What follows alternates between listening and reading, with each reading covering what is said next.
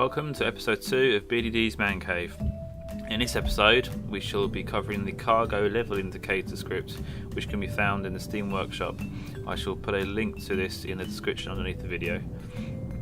Now what this script basically does is controls a light. This one here is currently green. The reason why we change the colour of this light is to reflect how much volume is inside the container. The reason why we'd use this is, for example, I'm using this here on this hog ship that I've made with a utility attachment.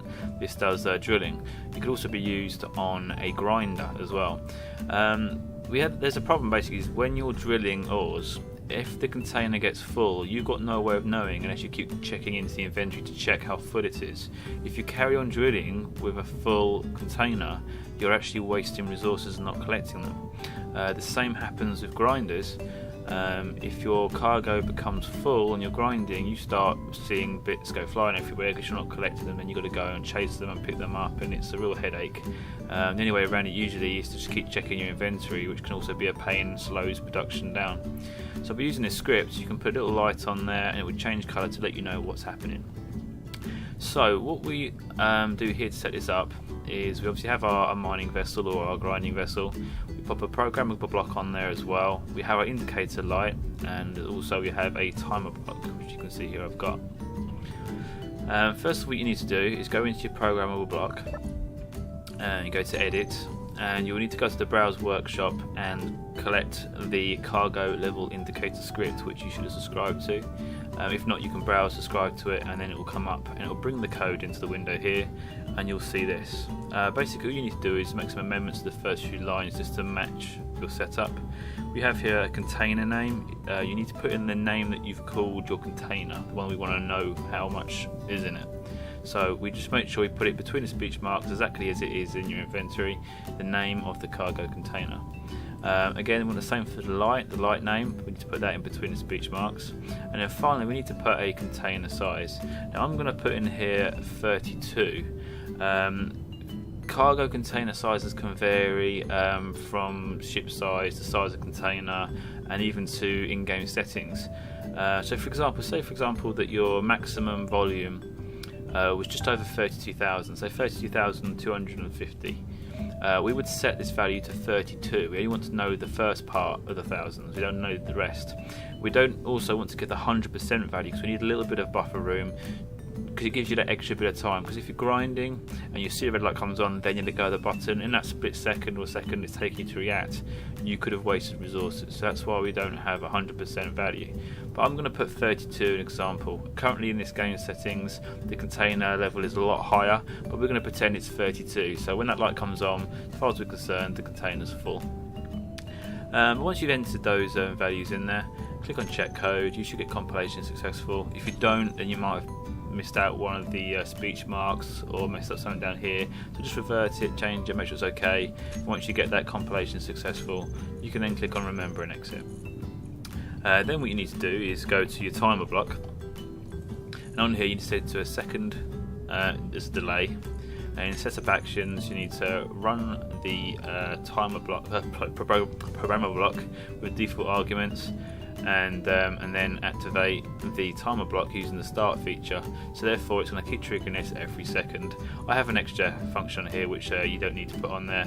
All I'm simply doing is triggering the connector to lock, just so like an auto lock when I disconnect my ship. But that's just a little workaround I've got for my hog. So once you've done all that, you should find that this light is green. If you don't, just check all your permissions, make sure that you're actually the owner of all the blocks so it'll work. Then you should find that that's green. Okay, so what I'm going to do now is show you how this works exactly.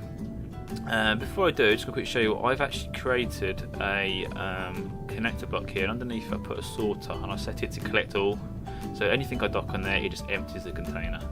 Which is really great, because now I've got a really fast way of filling it up and a really fast way of emptying it, which means I can just mine and mine and mine really quickly. So that's really good. So at the moment it's showing a green light to say that the container is empty. So let's go and do a little bit of mining and see how this changes.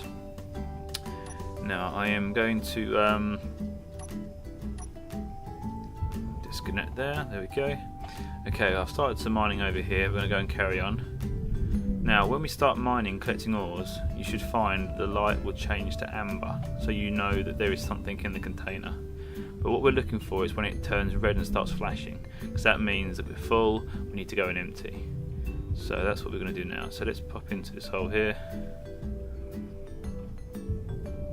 and start mining some more here. Let's just clear this top part, it's in the way. I'm using the right mouse button there to bore. When you bore, you don't collect ores, so you can get rid of areas quickly. But now I'm going to use the first mouse button and start mining. And you'll notice any second now, there you go, we've got an amber light. And when we reach 32,000 in volume, that will turn red and flash. Obviously you would set that value higher if you've got a higher container, or you can set to whatever you want really. I mean, if you find your ship can't take a full cargo container but it can take half, then set that value to the half value, that way you're not going to go over the weight limit then. So that's another handy use for this script.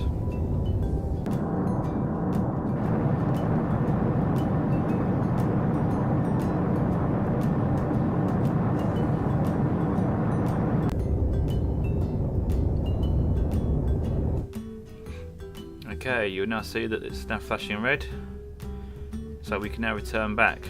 But just for the sake of the tutorial, I'll just go in and show you that we have in fact reached that value. As you see here, the cargo container level, we've just passed 32,000, so it started flashing, and that split second that I took my finger off, we actually went over by a little bit. So that's why you want to set the value less than what actual 100% value is, because you won't get any wastage then. Okay, so let's return back to base, and I'll show you that unloading feature.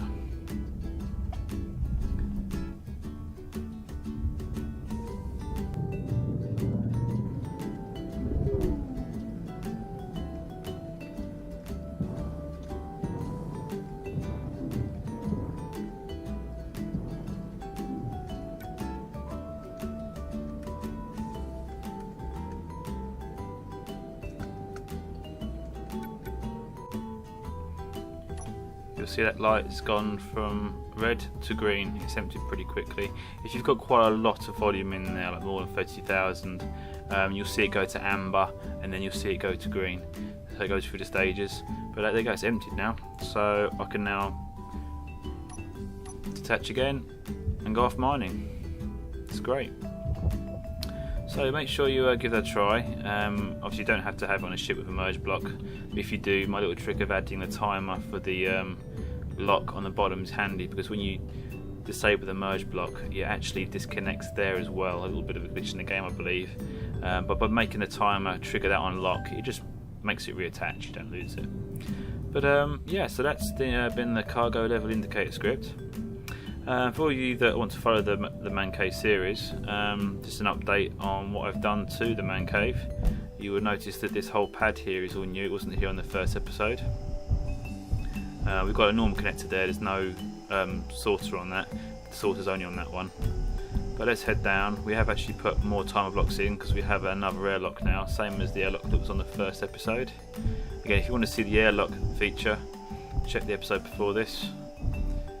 Here is an example of the airlock. You'd use the button to get in, but if the door's already open, you just pop in. We're now in here, so we hit this button, it closes that door, it disables that door, it then puts oxygen in the room, it then turns that door on and opens it. And the whole time that was happening, the button panel was disabled, so they couldn't be interfered with. And I'm now inside the new basement of the man cave. This wasn't here in episode 1 either. This is a whole new basement.